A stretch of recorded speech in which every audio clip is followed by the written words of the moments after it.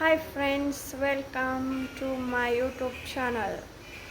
ನಾನಿವತ್ತು ನಿಮಗೆ ಒಂದು ಸಿಂಪಲ್ ಸಾಂಬಾರು ಮಾಡೋದು ಹೇಗೆ ಅಂತ ಹೇಳ್ಕೊಡ್ತೀನಿ. ತಟ್ ಅಂತ ಆಗಬೇಕು ಆ ಥರ. ನೋಡಿ, ಸಾಂಬಾರು ಮಾಡಲಿಕ್ಕೆ ಏನೇನು ಬೇಕು ಅಂತ ಹೇಳ್ಬಿಡ್ತೀನಿ.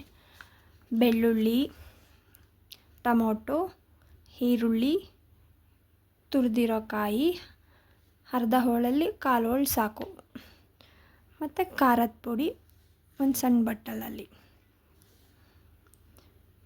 ಇದನ್ನೆಲ್ಲ ಮಿಕ್ಸಿ ಗ್ರೈಂಡ್ಗೆ ಹಾಕ್ಕೊಳ್ಳೋಣ. ನುಣ್ಣಗೆ ರುಬ್ಬಿಟ್ಟು ಗ್ರೈಂಡ್ ಮಾಡಿ ಇಟ್ಕೋಬೇಕು. ಇವಾಗ ಸ್ಟವ್ ಹಚ್ಚಿ ಅದಕ್ಕೆ ಒಂದು ಪಾತ್ರೆ ಮಡಿಕೊಳ್ಳಿ. ಪಾತ್ರೆ ಕಾದ ನಂತರ ಎಣ್ಣೆ ಹಾಕ್ಕೊಳ್ಳಿ.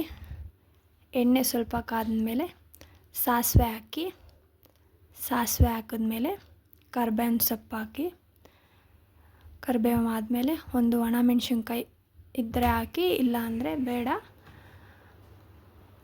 ಅದಾದಮೇಲೆ ರುಬ್ಬಿರೋ ಮಸಾಲೆ ಹಾಕ್ಕೊಳ್ಳಿ. ಚೆನ್ನಾಗಿ ಫ್ರೈ ಮಾಡಿ. ಫ್ರೈ ಆದಮೇಲೆ ರುಚಿಗೆ ತಕ್ಕಷ್ಟು ಉಪ್ಪು ಹಾಕ್ಕೊಳ್ಳಿ. ಉಪ್ಪು ಹಾಕಿದ್ಮೇಲೆ ನಿಮಗೆ ಎಷ್ಟು ಬೇಕೋ ಅಷ್ಟು ನೀರು ಹಾಕ್ಕೊಳ್ಳಿ.